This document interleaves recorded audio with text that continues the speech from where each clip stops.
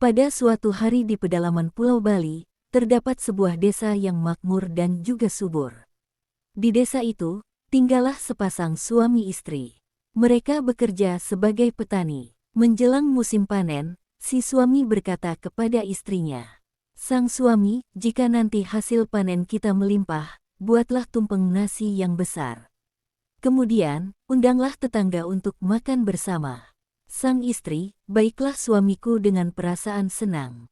Istrinya pun setuju. Kedua sepasang suami istri itu pun berharap panen mereka melimpah. Tak lama kemudian, harapan mereka terkabul. Doa mereka terkabul. Sang istri lalu mengundang seluruh penduduk desa untuk makan bersama. Menjelang musim panen berikutnya, si suami berkata lagi kepada istrinya. Sang suami berkata, "Semoga panen kita lebih banyak lagi, kalau bisa 3 kali lipat dari sebelumnya. Jika harapanku terkabul, buatkanlah 3 tumpeng nasi yang lebih besar dari sebelumnya." Sang istri berkata, "Semoga saja panen kita lebih banyak lagi." Baiklah. Pada akhirnya panen mereka lebih banyak lagi. Kemudian, si istri membuat 3 tumpeng dan mengundang seluruh penduduk desa untuk berpesta kembali. Beberapa hari kemudian, si suami pergi ke sawah untuk melakukan kegiatan sehari-hari. Dalam perjalanan, ia melihat seonggok tanah yang berbentuk seperti catu. Catu adalah alat penakar nasi yang terbuat dari tempurung kelapa. Aneh sekali, perasaan sepertinya kemarin gundukan tanah ini tidak ada, gumam si suami. Dengan heran sang suami pulang ke rumah. Setelah pulang dari ladang, ia bercerita kepada istrinya. Kemudian, ia mengajukan usul kepada istrinya.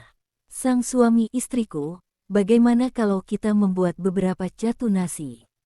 Siapa tahu, kalau kita membuatnya, hasil panen kita akan semakin melimpah." Sang istri, "Baiklah, mungkin saja benar, aku kan membuatkannya lagi, semoga hasil panen kita selalu melimpah."